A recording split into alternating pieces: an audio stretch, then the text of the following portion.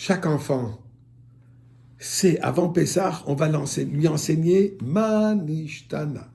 Les questions qu'il va poser. Le lendemain, à la synagogue, tout le monde va lui poser la question. Combien de questions tu as posées hier soir? Qui a posé la première question? Des questions, des questions, des questions. Le Seder basé sur les questions. Qu'est-ce qu'il y a de tellement important? Qu'est-ce qu'il y a de tellement fondamental?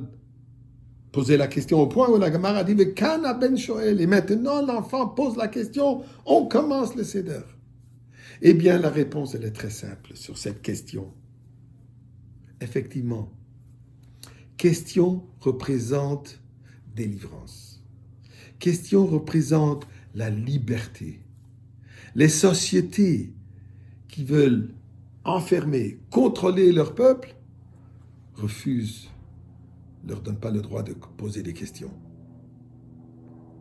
Des systèmes idéologiques où la question est découragée, et puisque c'est une question de contrôle.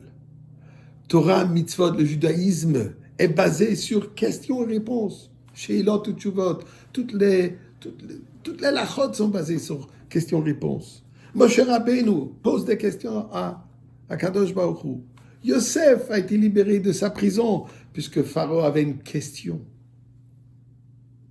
Donc, la question, elle est fondamentale au concept de Pessah, la délivrance, la liberté. Une petite histoire extraordinaire. Un chaliach est en train de monter un nouveau Beit Chabad. Il a cette idée de faire la façade de l'immeuble avec des pierres de Jérusalem, ces pierres blanches, tellement belles de Jérusalem. Mais il veut que ce sont des pierres qui soient un mélange qui est déjà un peu vieux et nouveau. Donc, ça a déjà pris un peu l'âge et c'est une nouvelle pierre. Pour donner l'idée que Chabad est exactement ça.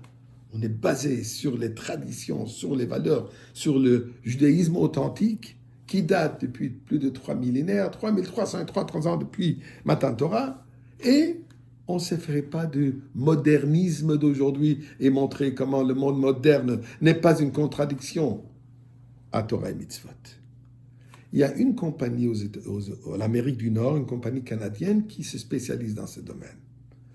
Le shaliach, donc l'émissaire du rabbi, rencontre cette personne non juive, lui explique ce qu'il veut, dit c'est faisable, mais monsieur le rabbin, je dois vous dire, excessivement cher et ça prend du temps. Et bon, ils sont en train de discuter.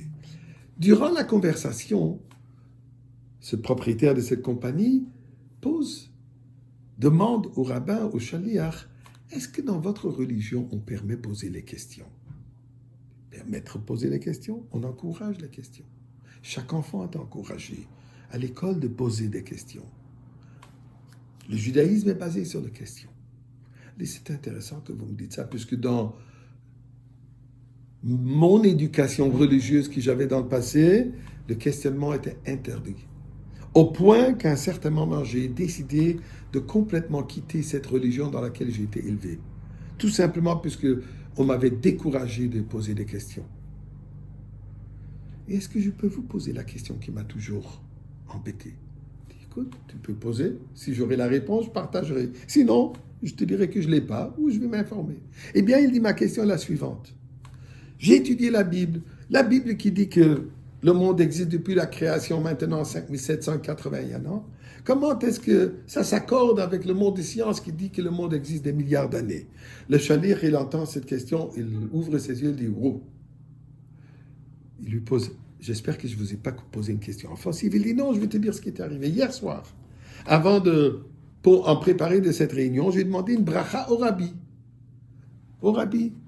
Une bracha pour cette réunion. La manière comment on le fait, on écrit une lettre. Aujourd'hui, puisque le rabbi physiquement n'est pas avec nous, on la place quelque part dans un de ses livres, de ses correspondances, qui sont pleins de questions et de réponses. Et je suis tombé sur une lettre de 2 pages où le rabbi explique exactement ce sujet. Comment ce n'est pas une contradiction entre les sciences qui est la théorie et la Torah qui est la croyance et un fait. Donc, théorie-fait, ce n'est pas une contradiction. Et il lui donne toute l'explication que le rabbi donne dans cette lettre. Et cette personne, elle était émerveillée. Quand le chassid lui dit, tu vois, le rabbi a anticipé ta question, il t'a donné la réponse sans que moi je savais le rapport entre j'ai demandé une bénédiction pour ces pierres et le rabbi qui me parle de sujets de croyance et de science. Cette personne lui dit, ton rabbi non seulement a anticipé ma question, il m'a donné la réponse que depuis des dizaines d'années que je cherche, mais le rabbi t'a donné la bénédiction pour le succès de ton immeuble. Il dit, comment ça? Moi, je t'offre ces pierres. Moi, je t'offre toute la façade parce que tu viens de me raconter. Eh bien, Ribono Shel Olam, nous avons une question. Oui, la question, elle est, où est la Geoula? On veut déjà fêter ce Pessah à Yerushalayim. Mais on ne veut pas une réponse. On veut la Geoula. Et on la veut maintenant.